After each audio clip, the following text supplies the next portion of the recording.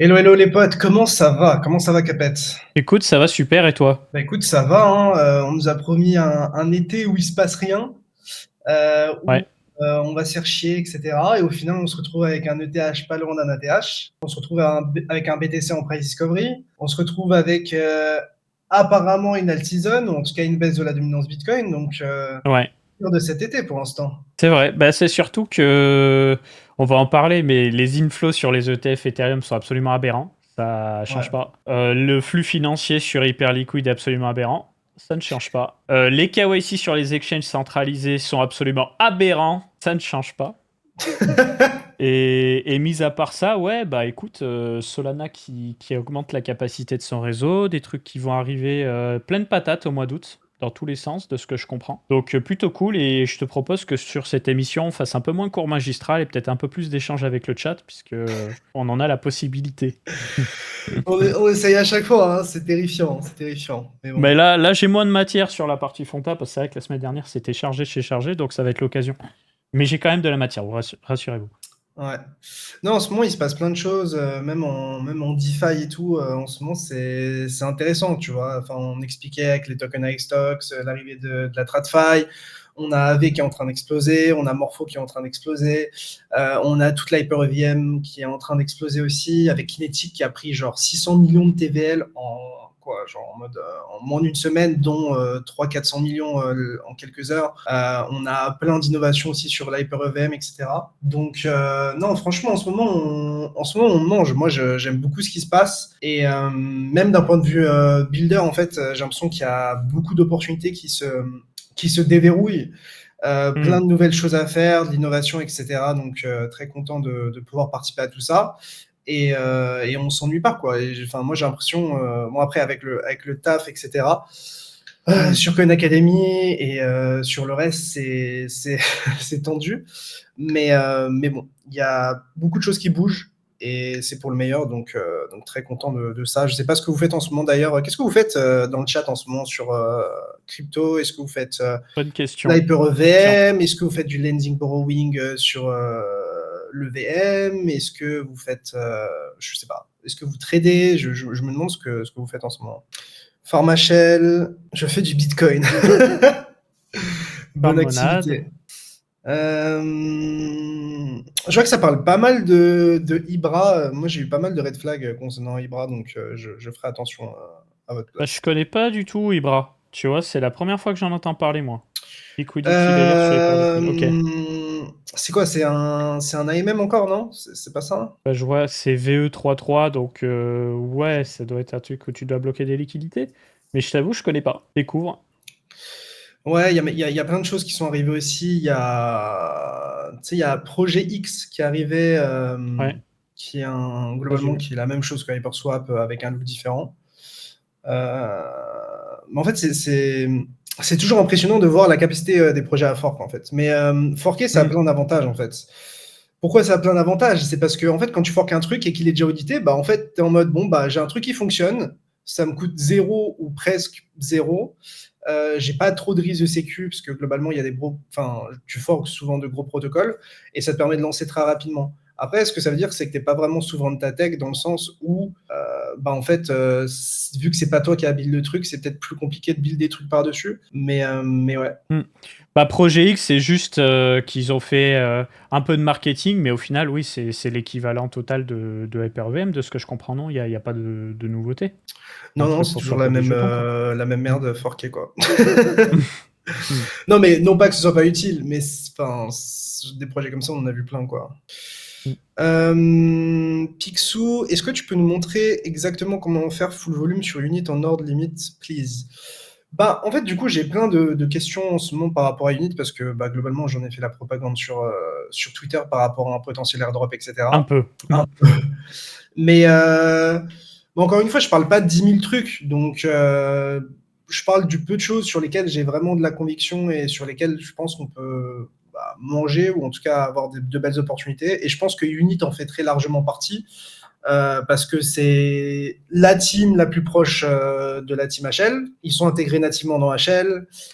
Ils font du volume, mais c'est pas non plus gargantuesque pour le moment. Et encore, je l'expliquais les dernières émissions, pour moi, ça va être très difficile de les concurrencer alors qu'ils sont déjà supportés nativement et officiellement par la team Hyperliquid, quoi.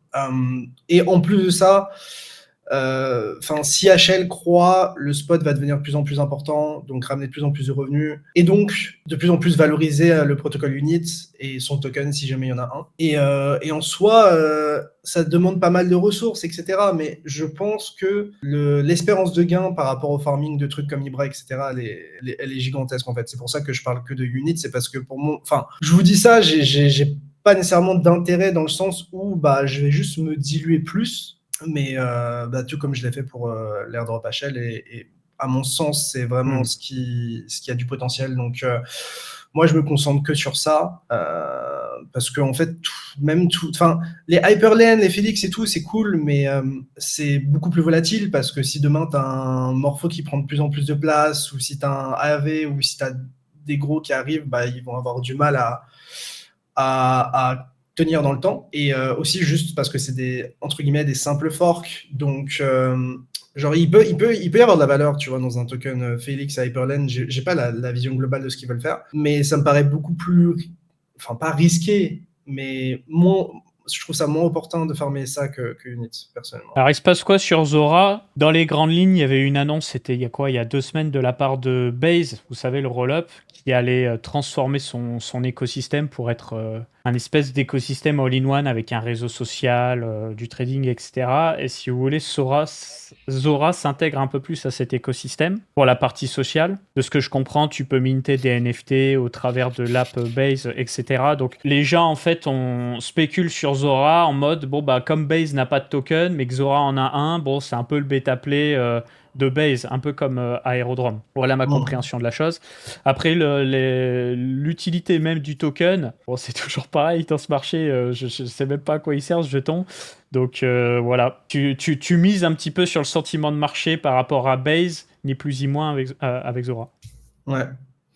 Moi, Zora, je t'avoue que je regarde pas trop, mais en soi, peut-être un play qui peut être intéressant, c'est que si votre conviction, c'est que Ethereum va aller plus haut, il y a probablement des airdrops qui vont mieux se valoriser que ce qui était prévu. Et quand je parle de ça, je parle notamment de Mega ETH, qui est pour moi le truc qui va se valoriser encore plus avec la montée d'Ethereum et tout son écosystème. Donc après, pour ce qui est de farmer Mega ETH, etc., j'avoue que je suis pas expert sur le sujet, mais on a fait pas mal d'articles et de tutos airdrop, notamment sur le site de Coin Academy. Vous pouvez taper sur Google Coin Academy Mega ETH, Coin Academy GTE, je crois, c'est ça, ouais. Ouais, GTE, tout à fait.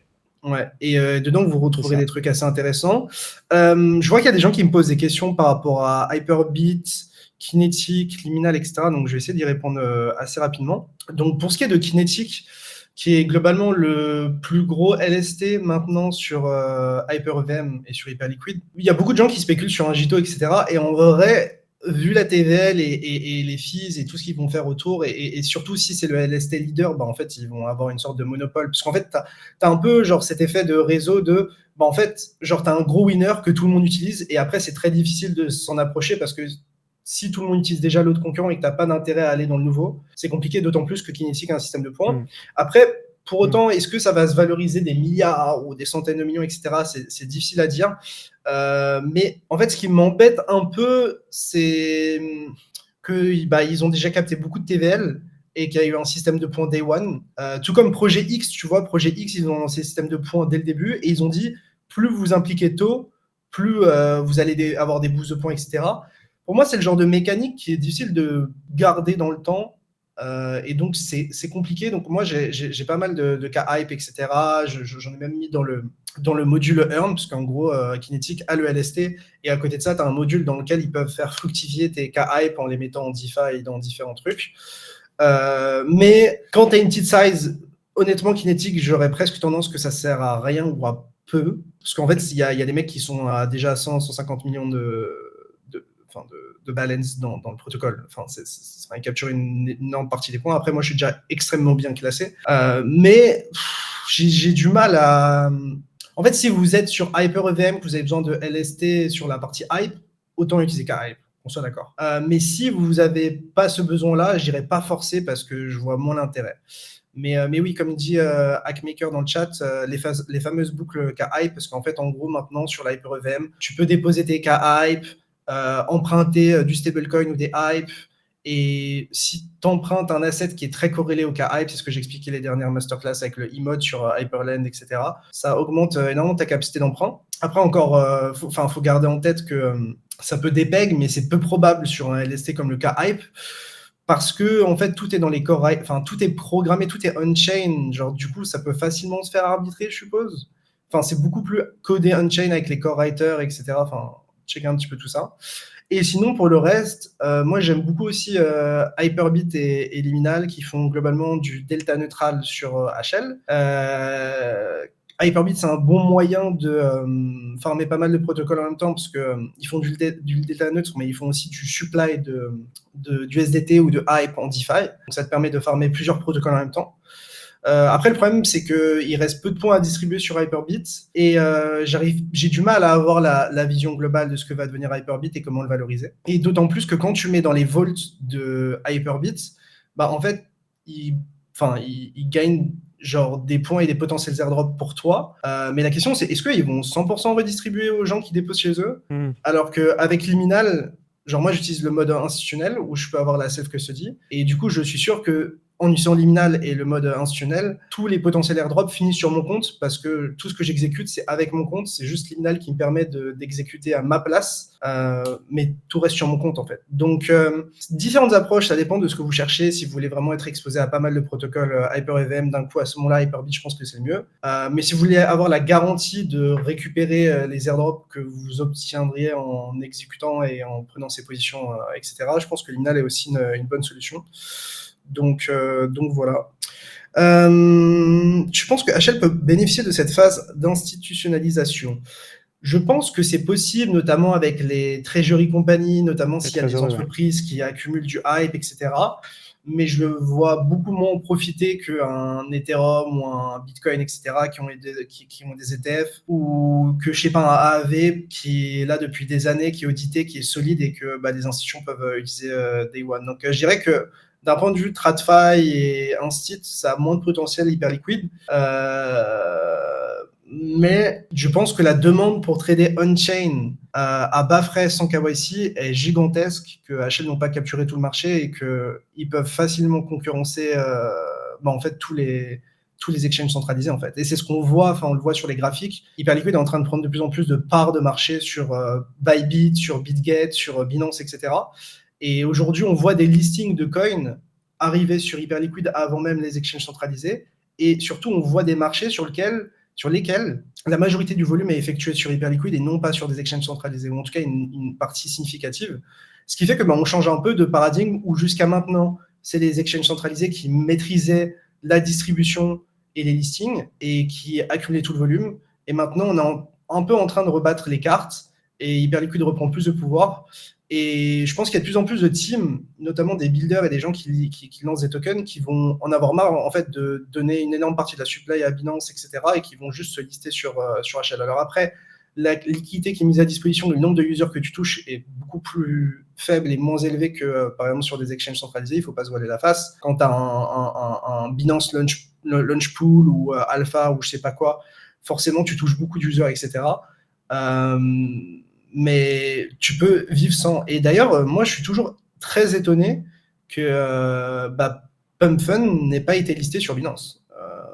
Et qui, coup, a son marché primaire maintenant sur HL globalement. En plus mais après, je pense que Pump, déjà, il y a le côté éthique, même si, bon, ils ont listé beaucoup de conneries, mais c'est vrai que Pump, c'est un niveau dessus. Et en plus de ça, tu lises Brocoli, tu lises le chien de Sisi, mais tu lises pas Pump Fund. Ils ont lancé leur propre concurrent, donc il y a cette nouvelle volonté aussi de... comme avec Hyperliquid, tu vois, c'est de pas de donner l'heure à la concurrence.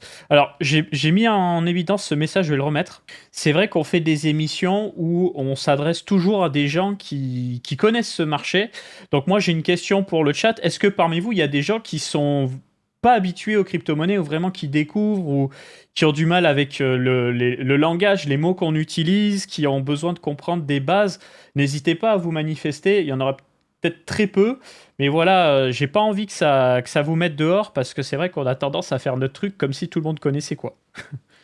Ouais, c'est ça, n'hésitez pas à poser des questions. Bah, vu qu'en plus, cette masterclass, je pense qu'elle va être plus interactive que les précédentes. Vous pouvez poser des questions, même si elles peuvent sonner entre guillemets bêtes. Il n'y Il a n'y a pas pas de questions de bêtes, ouais. Après, genre les questions où il y a vraiment zéro effort et tu peux trouver la réponse en un clic sur Google, sur Khan Academy ou sur ChatGPT, j'ai moins de respect parce que ça veut dire que tu mets vraiment aucun effort pour comprendre. Mais pour les trucs un peu plus compliqués d'un point de vue terme, d'un point de vue utilisation, je comprends. Bah, pour faire très court, juste je me permets de montrer mon écran. Vas-y. C'est l'instant pub, mais c'est important. En fait, quand vous allez sur le site de Coin Academy, je le répète régulièrement ce message, mais il est important. Sur le site de Coin Academy, vous avez l'académie déjà. Donc, quand vous allez sur l'académie, dans le header. De zinzin. T'avais tout en bleu, non? C'était bizarre. Ah, c'est peut-être parce que j'étais en mode full sélection. Vous avez déjà les formations gratuites et vous avez des éléments clés avec les bases, etc. Moi, ce que je vous invite vraiment à faire quand vous débutez, bah, c'est littéralement d'aller sur la formation débuter en crypto. Parce qu'on va vous expliquer les bases. Donc, les bases pour moi, c'est à quoi ça sert, comment acheter, comment recevoir, comment envoyer, comment échanger. La base. Et on a même la partie fiscalité à la fin. Donc, tout ça, c'est expliqué. Ensuite, pour ceux qui ont envie d'aller un peu au-delà de l'aspect purement financier, pour la culture, vous avez aussi sur la formation Bitcoin, par exemple, bien des explications un petit peu plus techniques sur justement l'utilité, le fonctionnement de la blockchain et du mining. C'est-à-dire que là, vous allez comprendre qu'est-ce que c'est une blockchain, mais vraiment pas les explications un petit peu survolées que vous retrouvez généralement sur Internet. On vous explique de façon vulgarisée le contenu d'un bloc, comment le bloc il est miné, il est ajouté à la blockchain, voilà, le fait d'acheter une information, tout ça c'est expliqué avec des schémas comme vous pouvez le voir. Voilà, donc vous avez tout le fonctionnement d'une transaction. Par exemple, quand vous faites une transaction, elle n'est pas ajoutée instantanément sur le réseau, elle est d'abord dans une file d'attente, ce qu'on appelle le mempool, voilà, et c'est ensuite les mineurs qui vont sélectionner les transactions qui vont leur permettre de gagner le plus d'argent, qui vont justement ajouter ces transactions à un bloc, donc tout ça on l'explique. Et pour ceux qui se sont posé la question du mining de Bitcoin, on en parle aussi. On parle de toute l'histoire du mining de Bitcoin et aussi on parle de la rentabilité du mining. Est-ce que c'est rentable de miner? Donc c'est expliqué. Tout ça c'est gratuit, bien entendu. Vous pouvez le retrouver à tout instant. Et depuis peu, vous avez aussi la formation Sécuriser les cryptos au format écrit et au format vidéo qu'on est en train de sortir en ce moment sur la chaîne de Coin Academy. Donc là, on parle vraiment de la partie sécurité, pas que pour les cryptos, on parle aussi de votre sécurité sur Internet, vos mots de passe, vos comptes en ligne, et vous avez à chaque fois une vidéo qui vient s'accompagner. Donc là, cette semaine, on a sorti l'épisode 3, justement, où on commence à expliquer... passe les yeux. T'as une color correction? Sur quoi? Je vois tout en bleu, genre, chez toi, alors que sur le site, c'est en vert, et je vois les couleurs, genre, peut-être t'as mis en mode gaming. Et eux, ils l'ont, la color correction, ou pas? Ouais, bah moi je l'ai, donc... Enfin, je la vois, donc...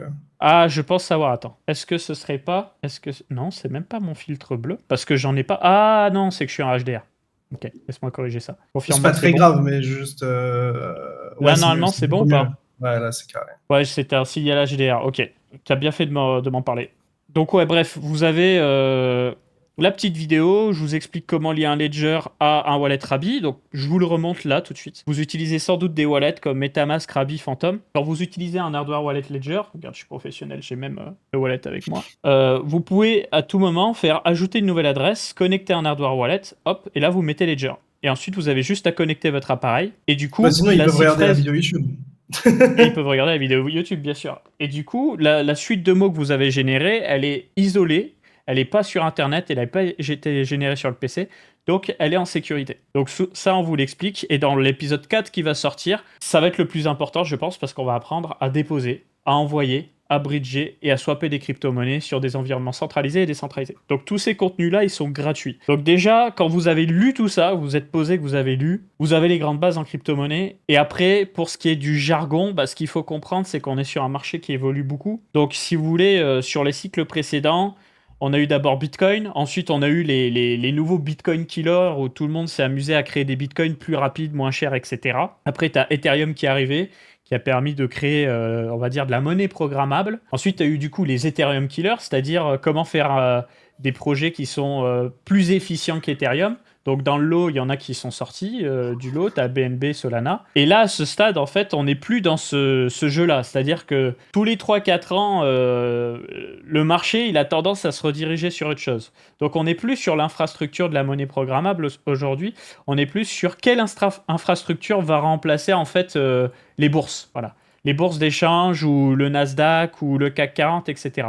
Et c'est là où justement Hyperliquid s'est placé. Donc Léo parle beaucoup d'Hyperliquid parce qu'en fait, ils sont arrivés avec un produit qui a une interface qui est semblable à un système centralisé, sauf qu'on ne vous demande pas votre pièce d'identité pour vous inscrire. Vous avez des frais qui sont très bas, vous avez de la liquidité, c'est-à-dire que quand vous faites un achat ou une vente, vous l'avez vraiment à des prix qui sont corrects.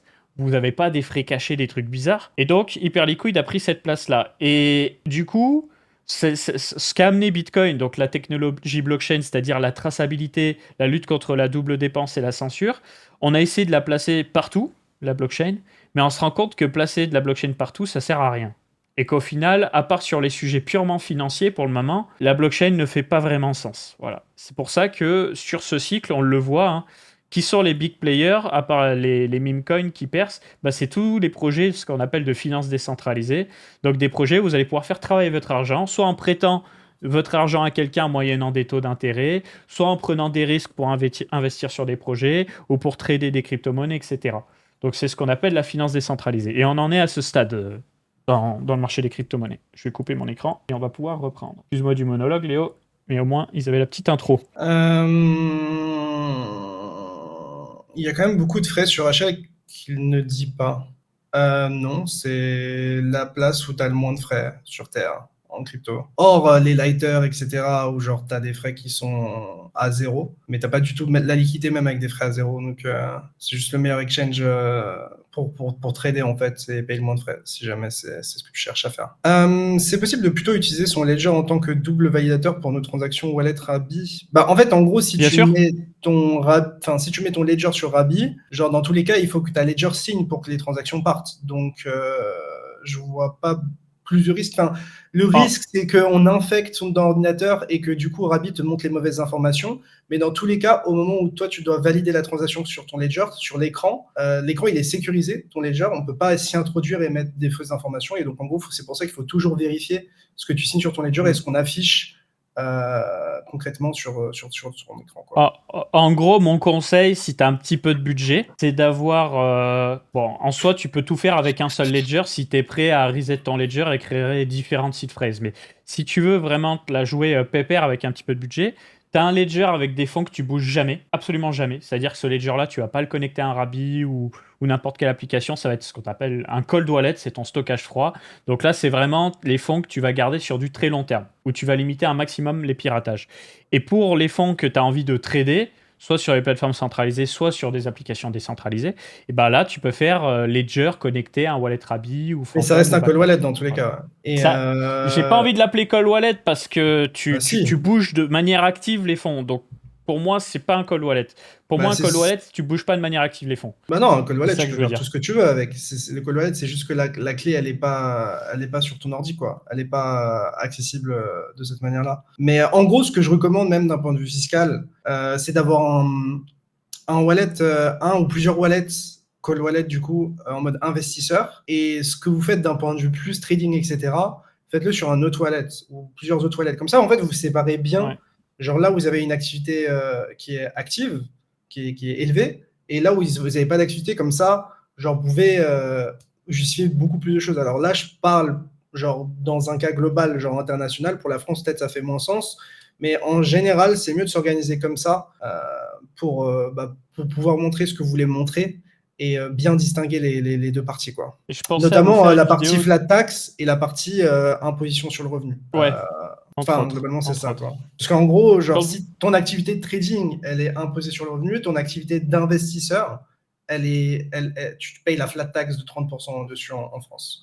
Mais après, de ce que je comprends, si tu as une activité de trading, est-ce qu'ils peuvent genre dire, bah en fait, vu que tu fais du trading d'un côté et de l'investissement de l'autre côté, bah, dans tous les cas, on te requalifie tout en trading Ouais. actif, et voilà. Donc après, ça va dépendre des juridictions et de comment vous vous en occupez, mais historiquement, je pense que c'est mieux de séparer de cette manière-là. Du coup, si jamais quand vous achetez un ledger, je fais petit instant pub, vous avez dedans un carton comme ceci. Alors vous pouvez le faire vous-même, hein, mais c'est pratique. Vous voyez, donc il y a des numéros de 1 à 24 et dessus vous allez stocker votre suite de mots.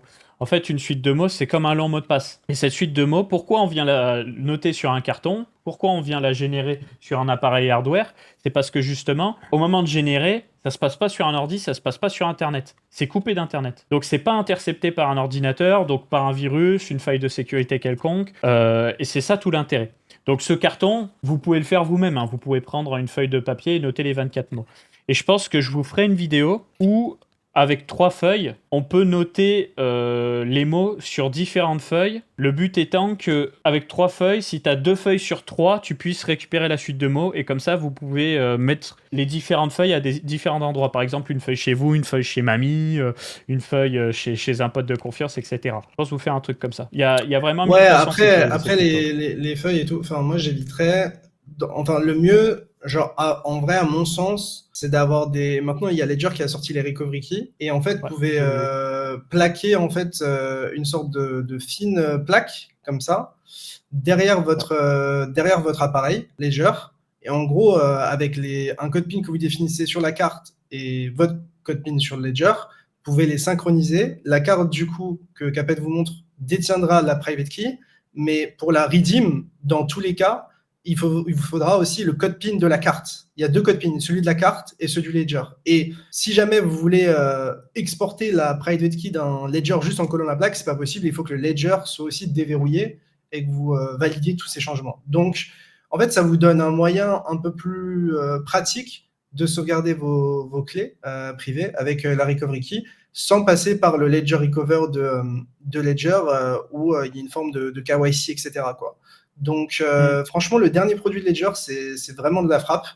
Et je vous envoie le lien affilié Coin Academy pour ceux qui veulent donner de la force aux médias et tester ça. Franchement, vous avez tout via ce lien-là et ça soutient directement le média. Et sachez que c'est des produits qu'on utilise nous-mêmes. Donc, c'est pas Oui. en mode bullshit ou quoi que ce soit. C'est vraiment genre des trucs qu'on utilise concrètement au quotidien. Quoi. Et pour bien comprendre, en fait, cette recovery key, c'est un backup de la suite de mots que vous notez sur un carton. Soit ce que vous faites, c'est que la suite de mots, bah, vous la notez pas. Et là, à ce moment-là, vous gardez juste cette recovery key et puis bah, ne perdez pas la recovery Non, mais key. vous pouvez en avoir plusieurs. Parce qu'en fait, en gros, Voilà, ils vendent des packs de 3, par exemple. Ça j'allais peut y être une venir. solution. J'allais y venir. En fait, donc, plusieurs choses à savoir. Actuellement, au moment de ce stream, cette petite clé, elle coûte 39 euros. 39 euros. Si C'est vous les 3 ou achetez c'est une qui coûte 39? Non, non, c'est une Ok. 39.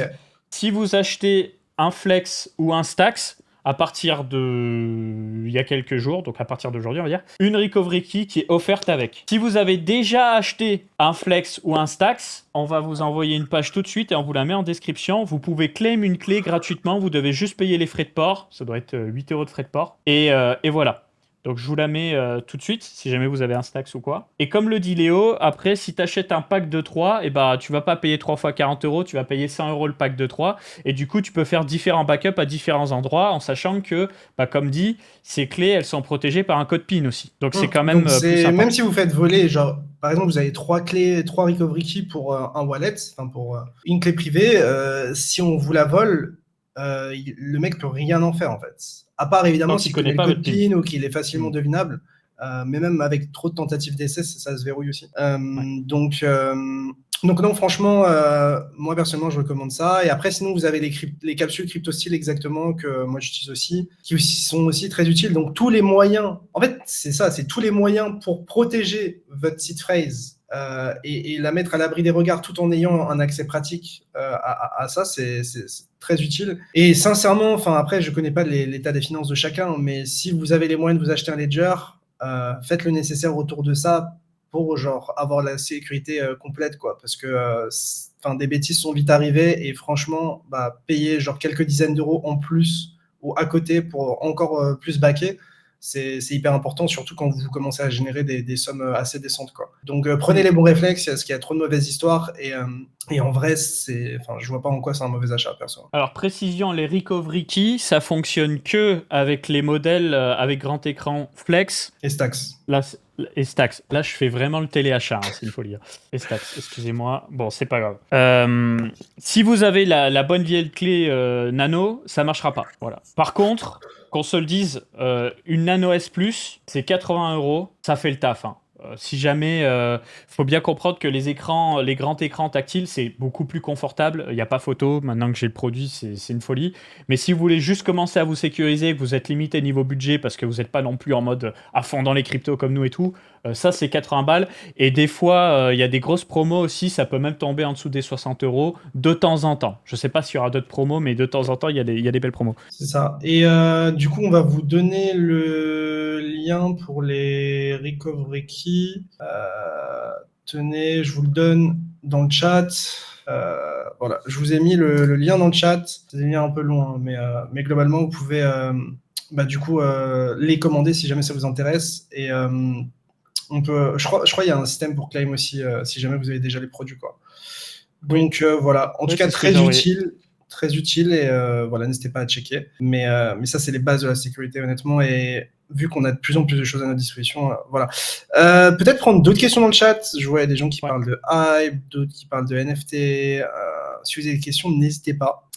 N'hésitez pas, les potes. ATHBNB, ok. Comment sont choisis les mots utilisés pour acide fraise? Alors ça, c'est une très bonne question. En fait, si tu veux, Bitcoin et les crypto-monnaies, ça repose sur de la cryptographie asymétrique, c'est-à-dire clé privée, clé publique. Le concept de suite phrase, donc de suite de mots, c'est arrivé après. C'est arrivé en 2013, je crois, et ça a été inventé par le fondateur de l'entreprise Trésor, qui est un concurrent de Ledger. Et donc, en fait, cette suite de mots, elle a été définie par un standard qui s'appelle BIP39, si je dis pas de bêtises. Si jamais, tu peux pas, par exemple, prendre n'importe quel mot au hasard, les mettre les uns à la suite des autres et ça va marcher. Non, il y a quand même une logique aux choses.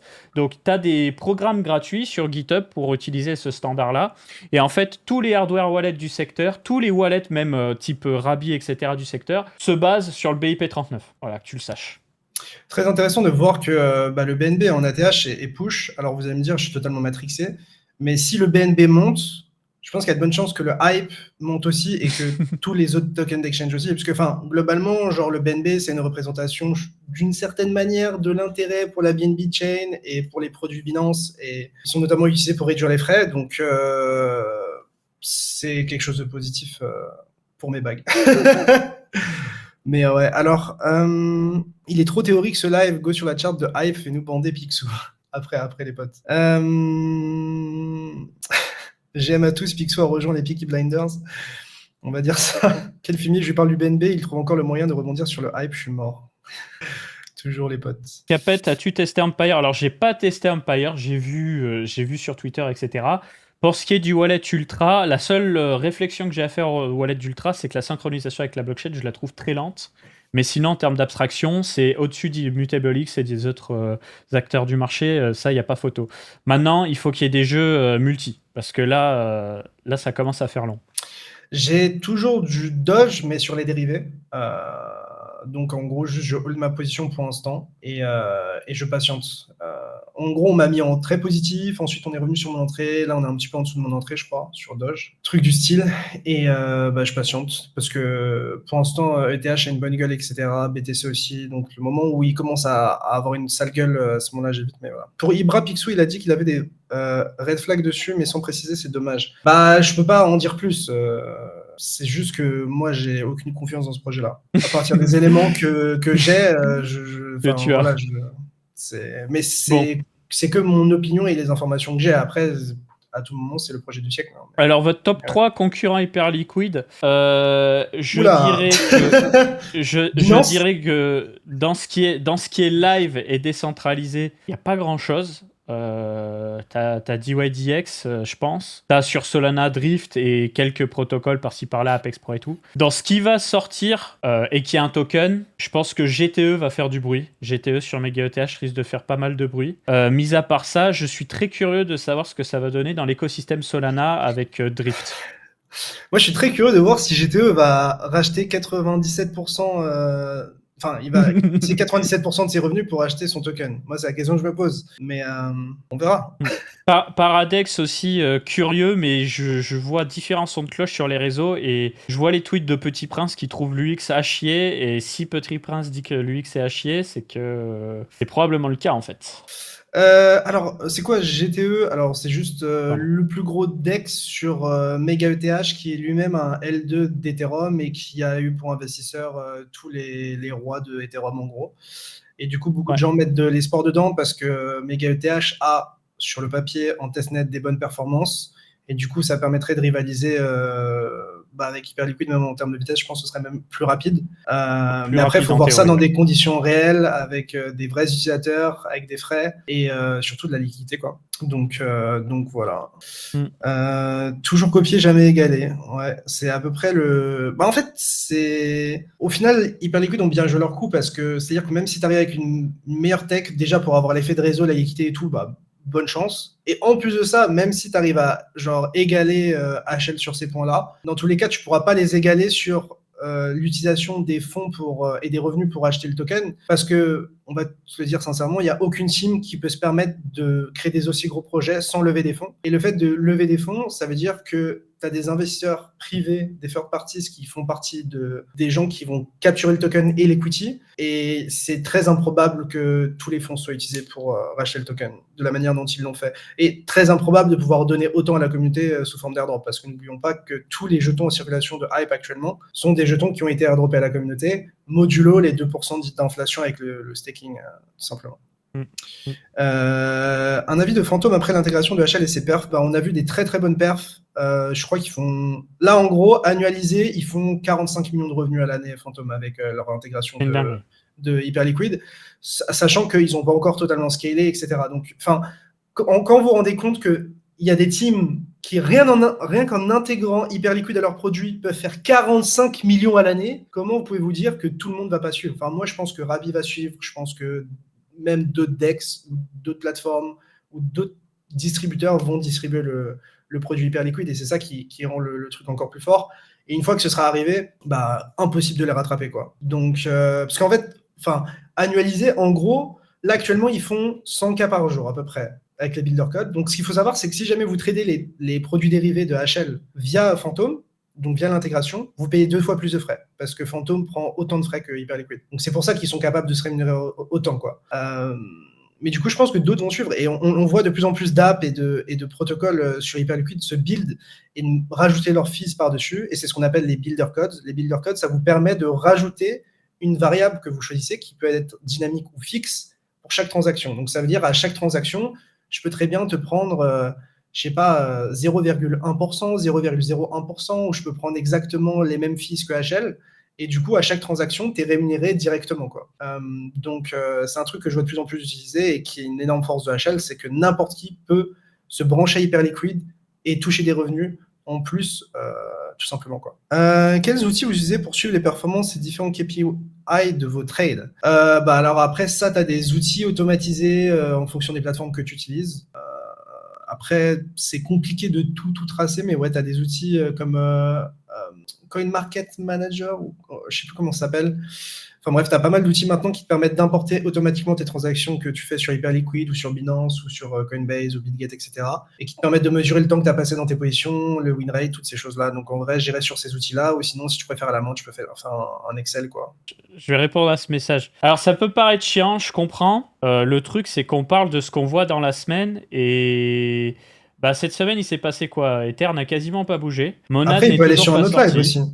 Mega ETH n'est pas sorti, GTE n'est pas sorti, Paradex n'a pas sorti son jeton, Extended n'a pas sorti son jeton. Hype, il est live. Voilà. Hype, il est live. Et après, moi, j'ai passé ma semaine littéralement à bosser sur des contenus autour de Ledger pour en apprendre plus sur les produits, assurer aussi le lancement et la compréhension de la recovery key. Et voilà, parce que même si c'est pas des vidéos Ledger qui vont faire des vues explosives à court terme, c'est des vidéos qui vont être consommées sur des mois et des années pour des gens qui veulent sécuriser leur crypto-monnaie.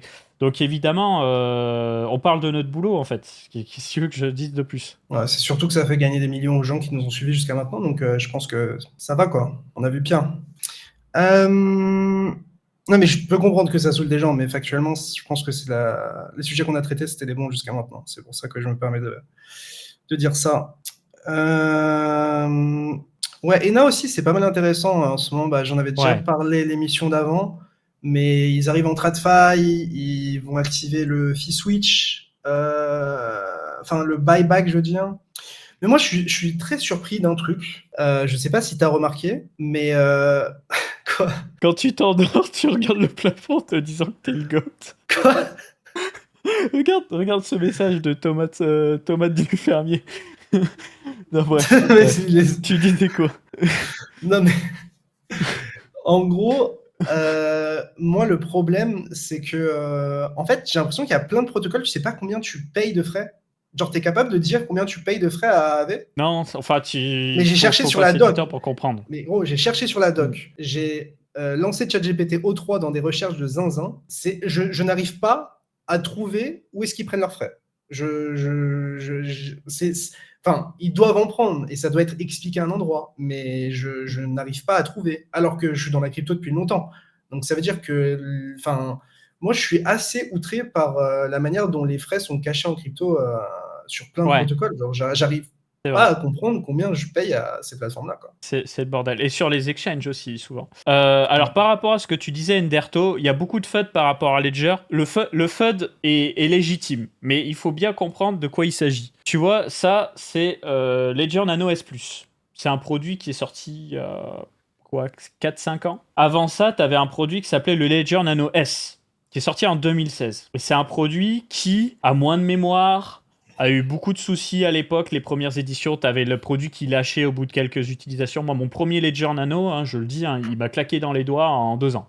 Je m'en suis servi 2 fois, il a claqué. Voilà. Donc en fait, si tu veux, ils ont dit qu'ils vont arrêter les mises à jour pour le parc d'applications et le firmware, de ce que je comprends. Le produit reste fonctionnel. Le produit reste parfaitement fonctionnel. C'est juste que tu n'auras pas toutes les mises à jour. Et quand tu vas vouloir mettre à jour une application, tu devras passer potentiellement par un store non officiel. C'est comme en fait quand tu achètes un iPhone et que ça fait 10 générations qu'il y a des nouveaux produits, enfin qu'il y a 10 nouvelles générations depuis que tu as acheté le produit, genre au bout d'un moment tu peux plus accéder aux dernières fonctionnalités, aux dernières iOS. Updates. Donc voilà, parce qu'en fait sinon je suppose que ça devient très difficile à maintenir.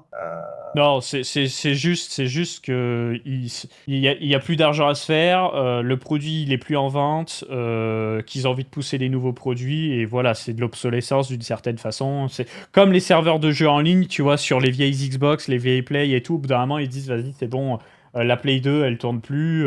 La Play 3, elle tourne plus. On ferme tout. Ciao. Tu vois, c'est tout. Alors, ça fait chier à chaque fois. Ça fait chier parce que tu as acheté un produit et tu te dis bon, bah, moi, j'ai acheté un produit, j'ai envie qu'il marche à vie. Donc, moi, je me place aussi du côté du consommateur. C'est chiant, ça casse les couilles, tu vois. Mais c'est une entreprise, elle est là pour gagner de l'argent. Et puis voilà. Mais le produit, il n'est pas obsolète. C'est juste que tu n'as pas accès aux dernières mises à jour de firmware et toutes les nouveautés, quoi. Et du coup, il a sa réponse claire, il est content, Enderto, avec plaisir. Mais ce que je veux bien que tu comprennes, c'est que si tu as besoin de mettre à jour, par exemple, l'application Bitcoin, et qu'il y a un truc qui sort sur Bitcoin qu'il faut absolument que tu mettes en place, en gros, tu n'auras pas une mise à jour faite via Ledger Live, mais potentiellement, tu peux avoir un membre de la communauté sur GitHub qui fait une mise à jour, qui est compatible sur ton vieux Ledger, et tu vas pouvoir l'installer. Voilà, c'est juste que ça passera pas par l'outil officiel Ledger. Non, mais vous n'êtes pas obligé de changer de Ledger. Vous pouvez continuer à utiliser vos Ledgers, il n'y a aucun problème. Mais il fonctionnera toujours. Juste si tu veux les dernières applications, les dernières blockchains, genre les dernières nouveautés, les derniers produits, enfin toutes ces choses-là. Tu n'es pas obligé de changer, non. Tu n'es pas obligé de changer. Ton produit fonctionne, il continue de fonctionner. Tu as toujours ta seed phrase, tu peux l'exporter. Tu peux toujours télécharger la dernière mise à jour en date Bitcoin qui est disponible sur Ledger Live. Voilà, pas de souci. Et oui, moi jamais j'installerai un truc de GitHub, quoi. Jamais de la vie. Ah, par contre, oui, tu as le risque que tu télécharges une cochonnerie quand tu passes par un truc non officiel. Jamais. Et oui, s'il y a une faille, ce sera pas update. Mais après, le truc, c'est que les failles, elles sont c'est des failles physiques. Donc en gros, ça voudrait dire qu'il y a quelqu'un qui a accès à ton ledger, qu'il y a une faille qui n'a pas été patchée et que lui soit en capacité technique de pénétrer l'appareil. Enfin, c'est genre improbable, quoi. Mais 100%, s'il y a une faille critique qui est très gênante, ils vont faire une mage. Oui. C'est 100%. Ils laisseront pas le truc comme ça. Ils vont passer pour des clowns en plus. Ils laisseront pas les choses comme ça. Quel est le meilleur moyen de gagner des dollars quand on possède du hype ? Le staker ou le liquid staker et ensuite l'utiliser en DeFi sur des Hyperlens, sur des Felix, sur des Vaults, sur plein de produits de DeFi. Mais tu peux checker sur DeFi Lama, t'as Hyperliquid L1 et tu peux directement checker les top protocoles. Je peux même te montrer si tu veux. Mais ouais, en fait, tu peux en fait. Attends, je vais partager mon écran. Tac, tac. Hop, on voit mon écran, non?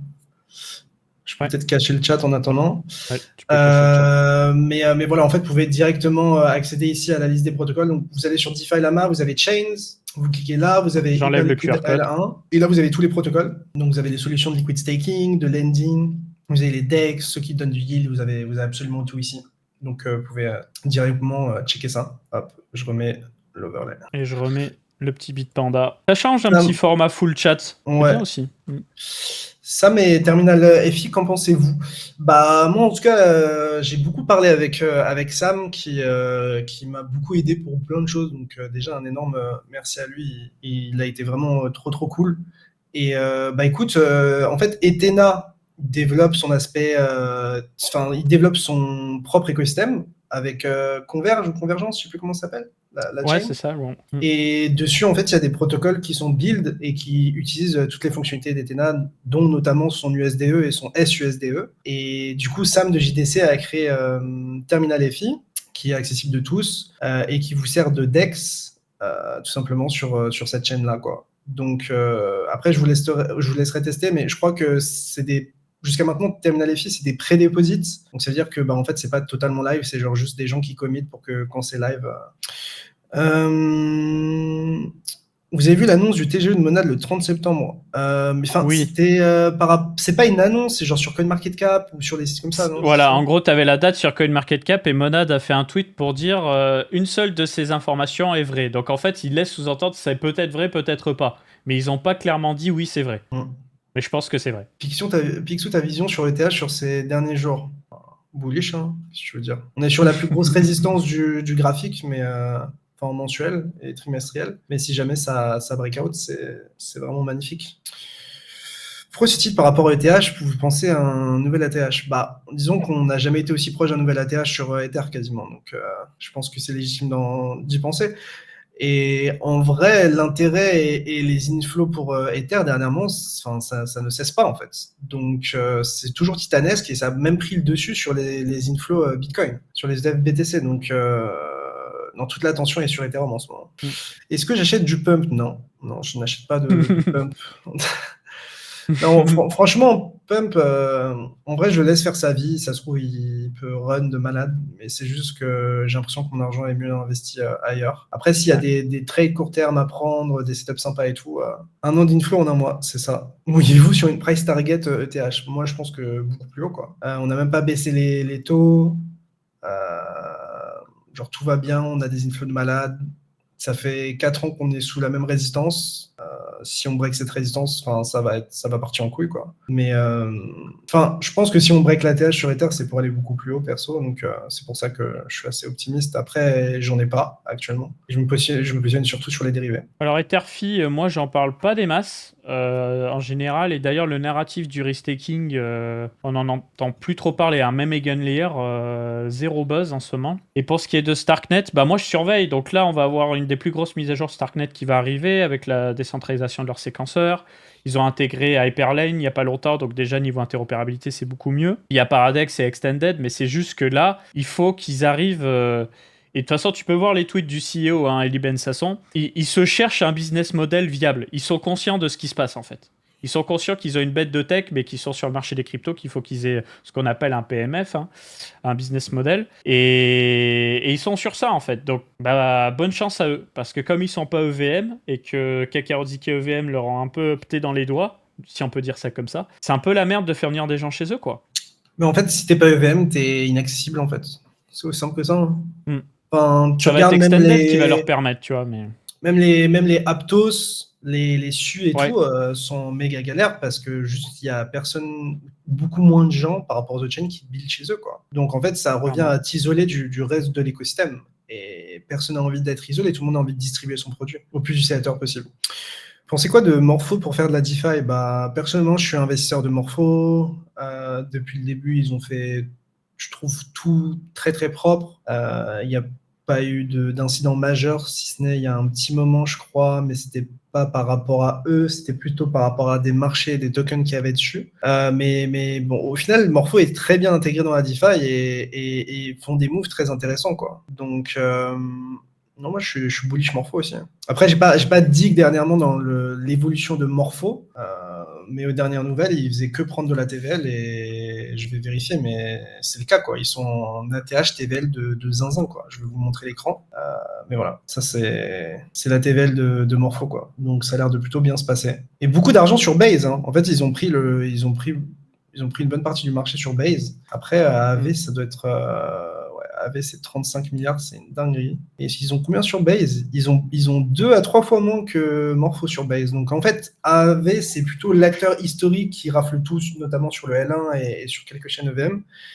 Mais Morpho, j'ai l'impression, sont plus agiles et arrivent à mieux se développer sur les nouveaux Layer 2 et les nouvelles chaînes, quoi. Le token sert à de la gouvernance actuellement, je crois. Et je sais plus s'il y a d'autres choses qui sont activées. Il y avait des incentives et tout aussi à l'époque. Je t'avoue que je sais même pas J'ai pas trop. trop checké dernièrement.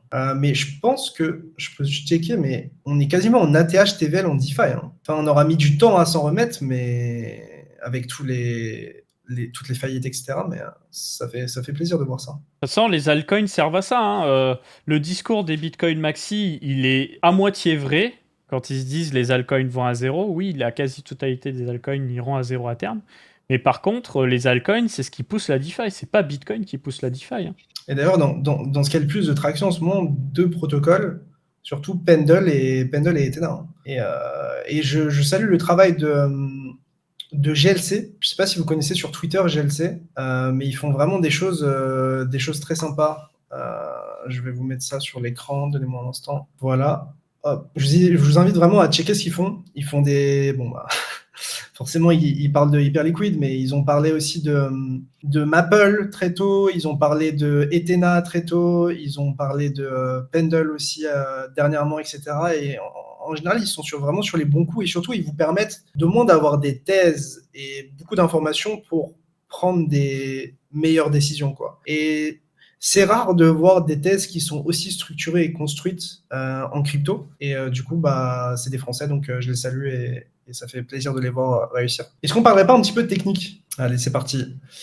Bon, bah, je suppose qu'en ce moment, tout le monde regarde ce graphique, qui est globalement le graphique d'Ethereum. Donc, vraiment, en ce moment, Ethereum est en feu. Et l'opium max, c'est quoi? C'est notamment le fait que, bah, en fait, Ethereum est en train de s'atteler à nouveau à une résistance sous laquelle il est resté toute sa vie. C'est-à-dire que, historiquement, même le précédent cycle, on n'a jamais réussi à clôturer au-dessus. Et là, sur tous les derniers mois, on a aussi systématiquement clôturé en dessous.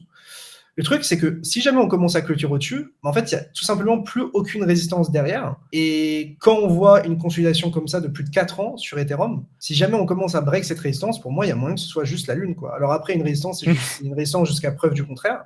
Mais j'avoue que le graphique en 3 mois en logarithmique, il est vraiment parlant, même si on enlève le logarithmique, hein, on voit très clairement qu'on a buté sur cette résistance pendant de nombreux mois, enfin même des années. Et si jamais on arrive à utiliser ce niveau en tant que support et à se maintenir au-dessus, notamment par exemple sur une clôture hebdomadaire du coup cette semaine, ou même une clôture mensuelle d'ici 4 jours, ce serait vraiment un très très bon premier signal. Donc bah écoutez, moi Ethereum, je trouve super fort en fait, et je pense que la justification de ça, en plus de tout le reste, c'est globalement cet écran-là. Donc normalement vous devez bien voir, donc ici vous avez toutes les entités qui ont des ETF avec le ticker juste en dessous, leurs frais. Et comme vous pouvez le voir, en fait, ici, la colonne totale à droite, ça nous montre en millions ce qui est rentré et ce qui est sorti. Et ça vous fait le bilan entre les entrées et les sorties. Et en fait, on voit que globalement, ça fait 2 semaines où il y a entre 300 et 600 millions qui rentrent par jour. Sachant que Ethereum est 5-6 fois moins capitalisé que BTC. Donc, c'est tout simplement colossal. Et là, je pense qu'on peut le voir tout simplement avec les cumulative flow. En fait, on avait 2500 millions, donc 2,5 milliards de net inflow en début juin, quoi. Et là, on est passé à 9. Donc, en gros, on a fait quasiment x4 de net inflow en un mois. Donc c'est titanesque. J'ai pas beaucoup d'expérience non plus en TradFi, mais sur les ETF, j'ai jamais vu ça. Donc c'est vraiment gigantesque et c'est ça qui drive toute la demande. Enfin, en tout cas, une majorité de la demande. Donc ça, c'est une très bonne chose et ça me rend très optimiste sur Ethereum. Et donc pour moi, le niveau à surveiller, c'est la zone, à mon sens, à surveiller, c'est celle-ci. Hein. C'est globalement tout ce qui se passe là. Si on arrive à flip cette zone ici de résistance à support, je pense qu'on va juste s'envoler. Et je pense que c'est pour ça que tout le monde est aussi très optimiste. Après, la question, c'est est-ce que les inflows des ETF vont continuer, vont ralentir, vont accélérer? Ça, c'est difficile de le savoir, mais j'ai du mal à voir ça ralentir, d'autant plus que si le prix continue à monter, ça va attirer encore plus de gens, quoi. Donc, si jamais il y a un dip significatif, moi, je me positionnerai en spot. Et tant que c'est pas le cas, dans tout le cas, peu importe ce qui se passe, c'est bullish. Genre, je pense que le bottom est bien né et ça nous crée une vraie invalidation. Désolé, je pense qu'on va avoir de plus en plus... Non, pas de souci, c'est moi qui t'ai coupé. Je pense qu'on va avoir de plus en plus de boîtes qui vont vouloir monter des trésors en Ether aussi, parce que là, ça commence à être la course hardcore. Hein. Ça a commencé avec Sharplink, on a Bitmine, on a Pantera qui arrive avec Ether Machine, peut-être Justinson qui va nous en annoncer une aussi. Parce que faut pas oublier que Justinson, à l'époque de l'ICO TRX, il a encaissé v'là les Ethers, qu'il les a fait travailler en DeFi et tout, donc il y a moyen que ce soit un des plus gros holders d'Ether au monde. Donc on n'a pas fini. Ouais. Mais du coup, très, très, très positif pour Ethereum. Et voilà, gardez en tête que c'est une grosse zone de résistance, mais moi, personnellement, ça fait tellement de fois qu'on la tape que je pense qu'il y a de bonnes chances qu'on la traverse tout droit. Après, c'est mon opinion, mais on va voir ce que le reste de l'écosystème fait, et notamment ce que BTC va faire. Mais en fait, ce qui était assez impressionnant, c'est que en fait, Ethereum est très résilient, et surtout, tu le sens presque, je dis bien presque, indépendant de Bitcoin dernièrement sur certaines phases. C'est-à-dire que des phases où BTC dump, genre, en fait, lui, il stagne au pire des cas. Donc ça montre beaucoup de force, et je pense que ça, on peut le voir sur la paire BTC. Après, je vais les rappeler. On en est là. Hein. Donc, on revient d'extrêmement long. La surperformance de Bitcoin a été titanesque. Et quand je vois ce graphique-là, pour moi, on va avoir une surperformance qui va durer encore plusieurs semaines, peut-être plusieurs mois. Enfin, c'est mon sentiment. Mais dans l'ensemble, le fait qu'on soit revenu aussi bas, comme je l'expliquais à de nombreuses reprises sur Ether, pour moi, c'est pas quelque chose de positif. Et c'est un peu chiant. Donc, dans tous les cas, je dors beaucoup mieux avec des BTC. Même si je pense que Ether va continuer à surperformer. Donc voilà. Par rapport à BTC, BTC qui est tout simplement en légende, qui va clôturer le mois assez en haut, et surtout qui nous a offert un petit dip après avoir accumulé pas mal de lots. On a chassé, et puis derrière, on a tout simplement repris. Donc maintenant, ce qu'on veut voir sur BTC, c'est cette zone tenir ici. Et tu sais, je parle souvent des EMA, mais les EMA, globalement, elles ont été très utiles. Je regarde les 9 et 18 notamment.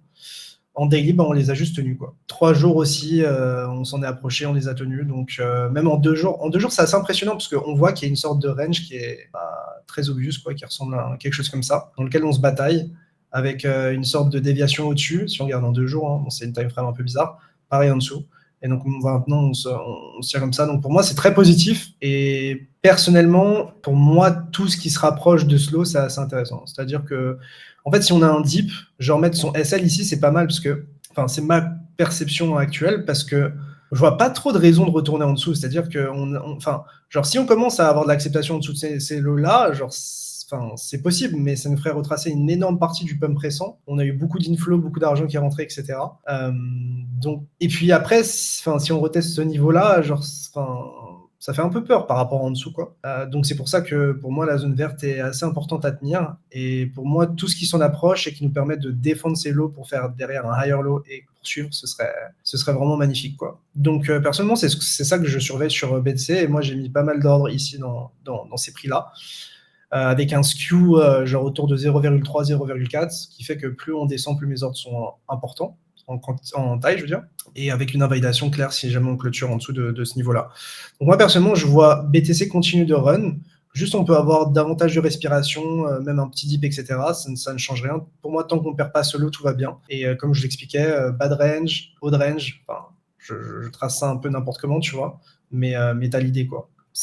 Pour moi, les deux zones sont là. Et donc là, on a touché la bande haute. Ce serait pas étonnant que derrière, on reteste peut-être ici pour derrière mieux repartir. Mais en tout cas, c'est ce que je regarde sur BTC. Sur le S&P, bah, toujours Omega bullish, on est en ATH, on est en découverte de prix. Bon, en paire euro, c'est un peu différent, mais comme je vous expliquais, on avait une longue consolidation ici, enfin une longue consolidation de plusieurs semaines ici sur la paire euro, et puis derrière, on est reparti. Donc le S&P qui se porte bien, c'est plutôt cool. Et après, dans les autres choses que je regarde, il y a quoi? Bah, du coup, BNB qui vient de faire un ATH assez impressionnant. En mensuel, c'était vraiment sympa dans le sens où bah, on avait cette grosse résistance ici, sous laquelle on était resté un moment. Au final, on a fait un higher low en passant en dessous, et puis derrière, on a récupéré, on a réutilisé ce niveau en tant que support. Et maintenant, on send. Donc, si jamais on a un dip sur BNB, ça peut être assez intéressant, parce que en soi, ce niveau-là, on l'a tellement retesté et tout, et même dernièrement. Donc pour moi, tout ce qui s'approcherait de ça, qui me permet de définir mon invitation comme quelque chose ici, ça me permettrait de bid pour derrière repartir. Donc c'est typiquement ce que je cherche. C'est des assets qui sont très forts. Tant que BTC et ETH, tout est ouvert et que les biais sont positifs, j'essaie de trouver des actifs qui sont forts et essayer de les bid, donc de mettre des ordres à l'achat en limite, si jamais ils corrigent un peu plus, pour défendre cette tendance forte et obtenir de la surperformance. Donc BNB très fort. Et comme j'expliquais, ça ne m'étonnerait pas de voir d'autres tokens d'exchange ou de DEX s'apprécier si BNB s'apprécie, et c'est le cas actuellement. Donc à surveiller, je vais regarder notamment tout ce qui est Hype, BGB, etc. Ça ne m'étonnerait pas que leur destin soit assez lié d'une certaine manière, même si le BGB c'est totalement parti en couille auparavant. Dans les autres trucs que je regarde, du coup, il y a évidemment Hype. Je vais dégager un petit peu ces zones-là. Mais globalement, moi, en vrai, je peux tout dégager sur Hype. Hein, mais globalement, sur Hype, on a fait un retracement qui est qui est relativement significatif, et surtout une sous-performance, qu'on se le dise clairement, par rapport au reste de l'écosystème dernièrement. C'est-à-dire que Hype a sous-performé, bah là, pour le coup, BNB, il a sous-performé ETH, et il a sous-performé tous les trucs qui ont pris pas mal de lumière dernièrement. Après, il ne faut pas oublier qu'il a vraiment une performance de malade. Hein. On est quand même passé de 9 $ à 49 en l'espace de... donc, c'est titanesque. Et du coup, moi, dans ces cas-là, qu'est-ce que je fais? Bah, je surveille les EMA. Donc, en daily ou en 3 jours. Donc, en weekly, elles sont bien. Elles nous disent que le biais est toujours positif. Et haussier, en 3 jours aussi. Et là, par contre, c'est sur les autres time frames où on voit que c'est moins clair. C'est-à-dire que, genre, sur le 2 heures, le 4 heures, c'est plutôt baissier. Donc, moi, en fait, idéalement, ce que j'attends, c'est que, typiquement, on reprenne la force et que, par exemple, ici, on reprenne un niveau assez clé. Donc, typiquement, si on fait un W ici, on récupérerait les EMA en 12 heures, on récupérerait les EMA en daily. Mais surtout, ça voudrait dire que entre guillemets, les petites time frames auraient le même biais que les grosses time frames. Et c'est historiquement ça qui nous permet d'avoir le meilleur win rate et la meilleure espérance de gain. Donc, j'avais racheté un petit peu de Hype.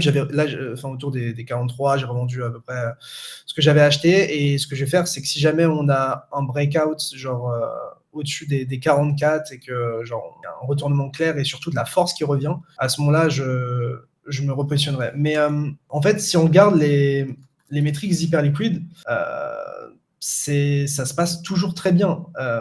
Je vais vous montrer plusieurs choses. Ouais, je suis en train de regarder. Tout ça. Voilà, normalement vous voyez mon écran. Donc les buybacks, donc les revenus de HL qui sont utilisés pour acheter le Hype n'ont fait qu'augmenter. Donc dernièrement, on était plutôt autour de 4-5 millions par jour. Pour vous montrer un petit peu ce que ça représente, 4-5 millions par jour, ça fait à peu près 1,3-1,5 milliard annualisé, alors que la market cap est de 14 milliards actuellement.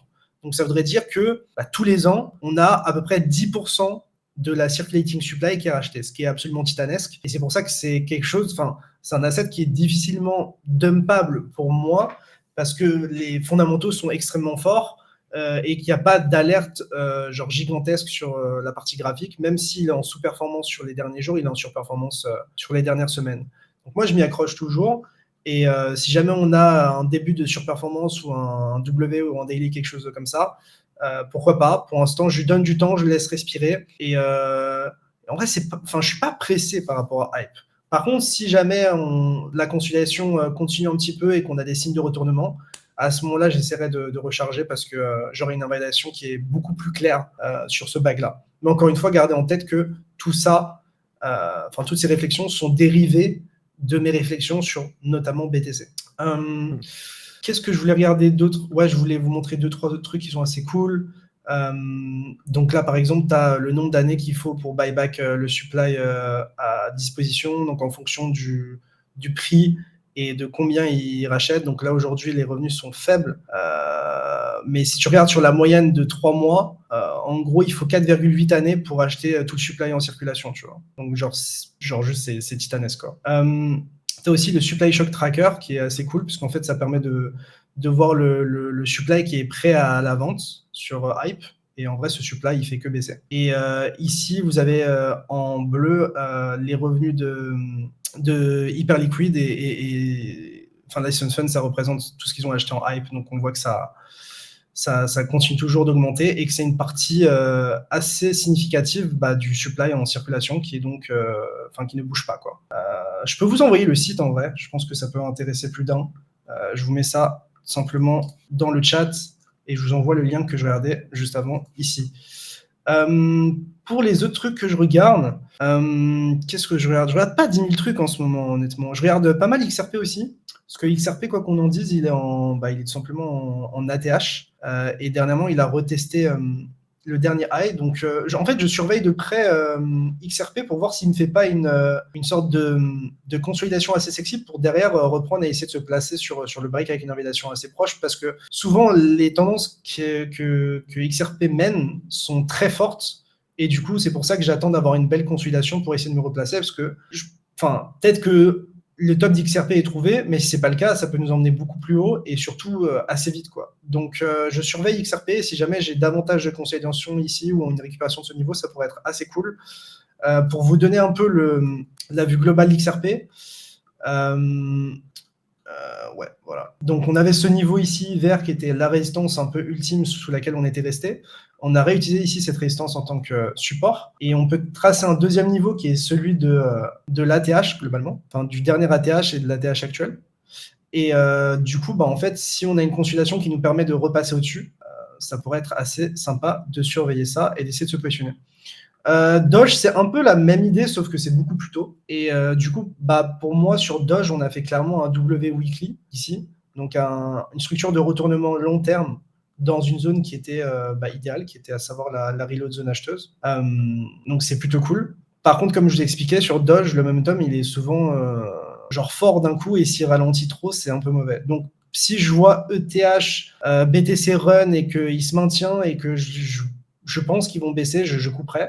Pour l'instant, je ne coupe pas parce que je suis toujours très bullish sur BTC et ETH, mais voilà, donc faut juste se dire que, perso, moi, je prends mon mal en patience, et si jamais on a une clôture weekly en dessous de ce niveau rouge, je pense que je me taillerai, honnêtement, parce que c'est la neckline de ce W-là, et pour moi, la neckline, on ne doit pas la perdre, enfin, on peut la perdre et run après, mais ça m'intéressera beaucoup moins, quoi. Donc voilà. Et après, sinon, il y a Solana, Solana qui essaye de s'extirper du fameux range dont je vous parlais entre ces deux bornes. Bon, pour l'instant, ça semble pas mal rejeté. Et voilà, moi, je surveille. Après, je me suis pas positionné à l'achat, etc. Sur pas mal de time frame, on arrive à un moment assez crucial. Donc voilà, on peut très bien avoir un petit dip, etc. Mais si jamais j'ai un dip un peu plus profond et qu'on reprend ce niveau-là, pourquoi pas mettre un SL ici et essayer de se positionner genre vers ici pour essayer de prendre la poursuite haussière. Mais pour l'instant, je ne suis pas encore convaincu, donc je n'ai pas appuyé sur la détente. Je vois que ça parle de AAV aussi dans le chat. AAV, pour moi, AAV, tout est toujours bullish. La tendance long terme est maintenant haussière depuis 2 ans, quoi, 2 ans, 2 ans et demi. On fait toujours des creux de plus en plus haut et des sommets de plus en plus haut. Voilà, pour moi, je ne suis plus du tout positionné dessus. Mais voilà, je pense que ce lot est bien né. Donc, tout ce qu'il y a ici, ça peut être une opportunité d'acheter du spot avec un SL ici, dans l'optique de viser plus haut. Et ça, pour moi, c'est pas déconnant d'essayer d'acheter tout ce qui se passe ici, avec une invalidation ici, pour derrière viser plus haut et prendre un bel upside. Mais voilà. Et après, pour le reste, je vois que ça bouge pas mal du côté de Real World Asset et tout ce qui se rapproche de la TradFi. Je pense notamment à ENA qui se reprend très fortement. Mais ENA, il a un graphique qui me répugne, en fait. Je sais pas comment t'expliquer. Ah ouais? À ce point? Ouais, parce qu'en fait, les fondamentaux sont cool et tout, mais le graphique, il ressemble à rien, en fait. Genre, on est revenu sur les mêmes lots qu'on a testés ici, donc ça montre pas une... tu vois, à la limite, on aurait repris ici, ça montrerait qu'on a une vraie dynamique haussière, qu'on essaye d'instaurer, etc. Mais là, tu pourrais juste argumenter que c'est une sorte de méga range entre ces deux bornes et que bah, juste je sais pas, on fait un peu n'importe quoi. Enfin bref, moi C'est le Bitcoin Cash, quoi. En fait, graphiquement, j'ai rien qui me permet vraiment de me positionner et je peux pas acheter un truc vertical comme ça avec aucune invalidation proche, quoi. Genre, je préfère largement acheter genre Ether à la résistance actuelle que acheter ENA actuellement, quoi, par exemple. Parce que, enfin, pourquoi je parle d'Ether? Parce qu'en fait, si Ether il run, typiquement il run un peu plus haut, on prend des highs et genre, je sais pas, on construit ici, voilà. Là, j'aurai une invalidation qui est claire, c'est-à-dire que je peux essayer d'acheter là, je mets mon SL pas loin et je vise globalement la lune, quoi. Ce niveau, il est clairement identifiable, il est vu de tous et enfin voilà. Mais sur ENA, j'ai beaucoup plus de mal à imaginer quoi que ce soit, quoi. Donc voilà. Et après, pour ce qui est du reste des altcoins, bah, honnêtement, je regarde pas, quoi. On peut faire peut-être un petit tour sur CoinGecko.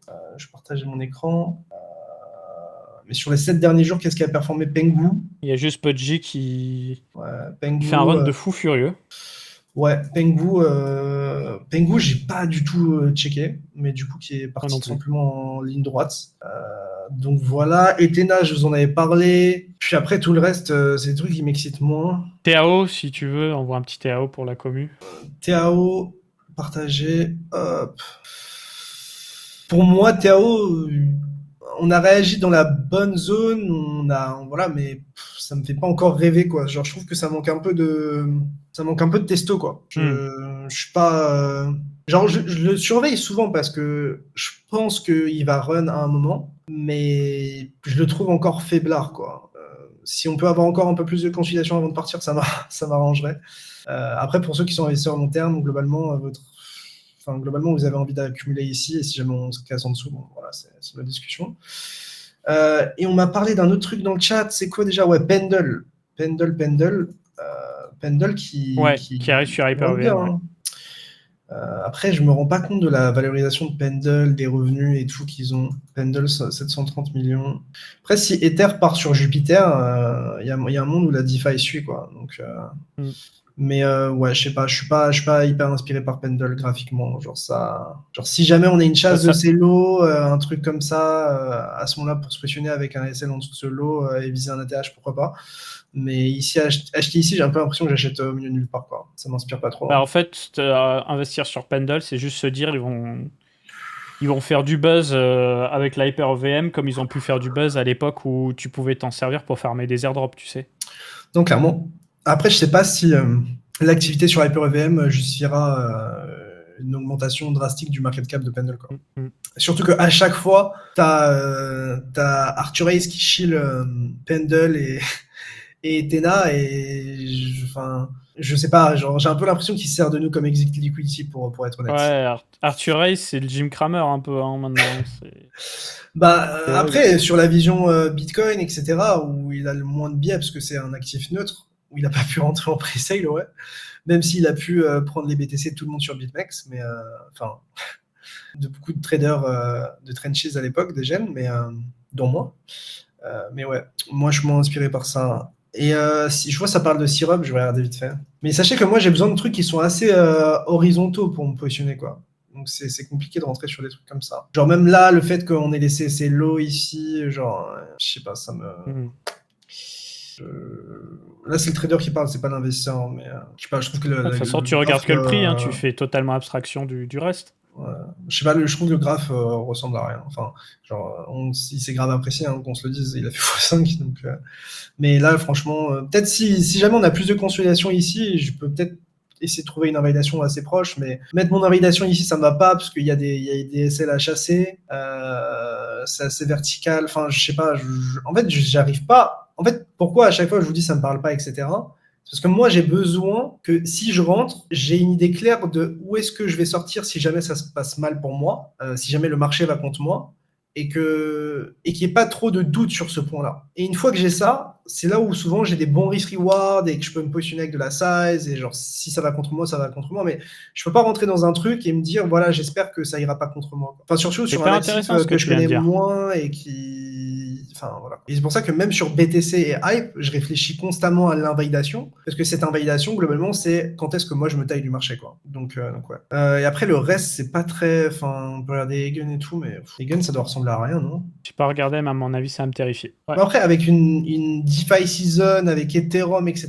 pourquoi pas, mais... DeFi Season, t'as AV, t'as Maker, t'as ENA, t'as plein de bêtes de produits. En fait, Egun, il a fait gagner d'argent à personne quasiment, tu vois. Putain, le bottom sur Maker, on en parlait avec Boubou, j'avais tellement envie de le buy. Je peux pas porter mes couilles. C'était quasiment en x3, en x3 à partir de là. Ouais. Bon, moi, en tout cas, c'est à peu près tout pour la partie technique. Globalement, tout va bien. C'est Ether qui lit de la charge avec la demande institutionnelle. Sur BTC, tout se passe bien et je pense que tout le reste va suivre, à part si on change de tempo, mais pour l'instant, all good. Je te laisse prendre la relève si tu veux. Bah écoute, j'ai pas l'habitude de faire ça, mais je pense qu'on va juste prendre quelques questions du chat et on va couper plus court. Vas-y. Et je referai un live sans doute demain ou mardi où on reprendra le Coin Hebdo et tout. Comme ça fait un format plus court, plus digeste, parce que là, j'avoue, j'ai un gros coup de barre et je préfère vous faire une belle émission. Voilà, tout simplement. Ouais. Il y a Servé aussi qui se réveille un petit peu. Quelqu'un qui m'en parlait dans le chat en disant que toi tu m'en parlais. C'est vrai que le graphique est assez intéressant parce que c'est très, très horizontal et ça fait partie des... Je vais me le mettre en fait dans ma liste. Servé, voilà.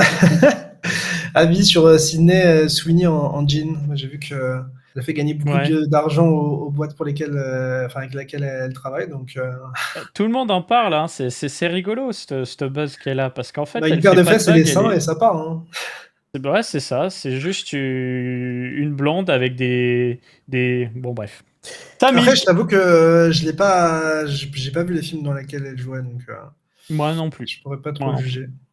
Pixo, tu as des targets de vente sur BTC. Moi, je regarde surtout les EMA, etc.